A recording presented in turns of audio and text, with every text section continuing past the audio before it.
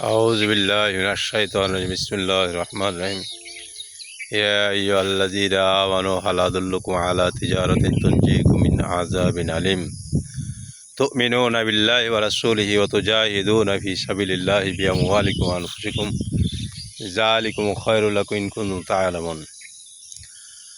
আল্লাহ তাআলা দরবার শুকরিয়া যে তিনি আমাদেরকে অগণিত নিয়ামত দিয়ে ধন্য করেছেন। দরুদ এবং সালাম নবীর প্রতি সাল্লাল্লাহু আলাইহি ওয়াসাল্লাম। সূরা সফ 10 নম্বর আয়াত। এখানে আল্লাহ তাআলা বলছেন, হে ঈমানদারগণ, তোমাদেরকে কি এমন একটা ব্যবসায়ের কথা বলবো যে ব্যবসায় তোমাদেরকে ভীষণ আযাব থেকে নাজাত দিবে। সেই ব্যবসাটা হচ্ছে তুমিনুনা বিল্লাহ, তোমরা আল্লাহর প্রতি ঈমান আনবে, আর রাসূলিহি এবং তার রাসূলের প্রতিও, অতুজাহিদুনা ফি সাবিলিল্লাহি বিআমওয়ালিকুম ওয়া আনফুসিকুম, এবং তোমরা আল্লাহর পথে জিহাদ করবে নিজেদের জান দ্বারা, নিজেদের মাল দ্বারা। যালিকুম খায়রুল লাকুম ইন কুনতুম তা'লামুন, এটাই তোমাদের জন্য উত্তম যদি তোমরা বুঝে থাকো। সম্মানিত হাজিরিন,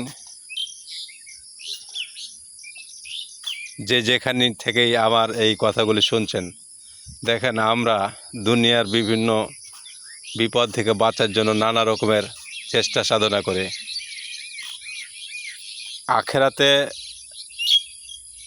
আখেরাতের যে আযাব, সে আযাবের কথা শুনলে গা শিউরে ওঠে। বলা হচ্ছে লা ইয়ামুতু ফিহা ওয়া লা ইয়াহইয়া, যে সেখানে মরবেও না বাঁচবেও না, অর্থাৎ বাঁচার মতো বাঁচবে না আর মরেও যাবে না। নানা রকমের আযাব রয়েছে। সেই জাহান্নামের আযাব থেকে বাঁচতে হলে আমাদেরকে আল্লাহ তাআলা ব্যবসা শিখিয়ে দিয়েছেন যে এই ব্যবসা করো, তাহলে সে আযাব থেকে বাঁচবে। তা হচ্ছে কি, 1 নম্বর তুমিনুনা বিল্লাহ, আল্লাহর উপরে ঈমান আনো। শুধু আল্লাহ একজন আছেন এ কথা মেনে নেওয়া যথেষ্ট নয়, বরং আল্লাহ তাআলার গুণাবলী, ক্ষমতা এবং অধিকার এগুলির সম্পর্কে জানতে হবে এবং আল্লাহর আনুগত্য করে চলতে হবে।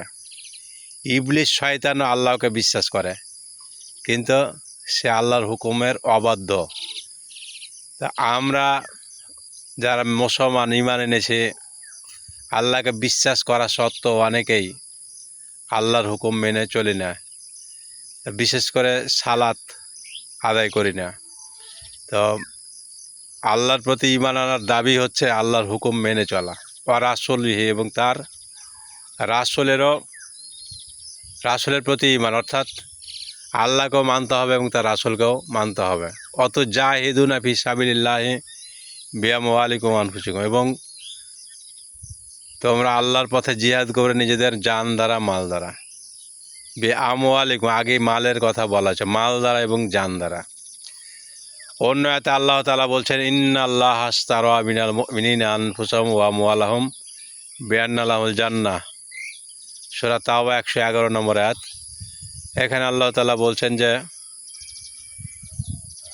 নিশ্চয় আল্লাহ তাআলা মুমিনদের কাছ থেকে তাদের জান ও মালকে জান্নাতের বিনিময়ে কিনে নিয়েছেন। তো জান্নাত লাভ করতে হলে আসলে নিজেদের জান মাল সব কিছু আল্লাহর কাছে বিক্রি করতে হবে। বিক্রি করা মানে কি, আল্লাহর পথে কাজে লাগাতে হবে।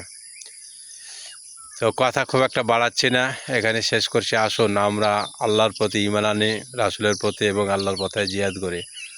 আল্লাহ তাআলা আমাদেরকে তার দিনের জন্য কবুল করুন, আমিন।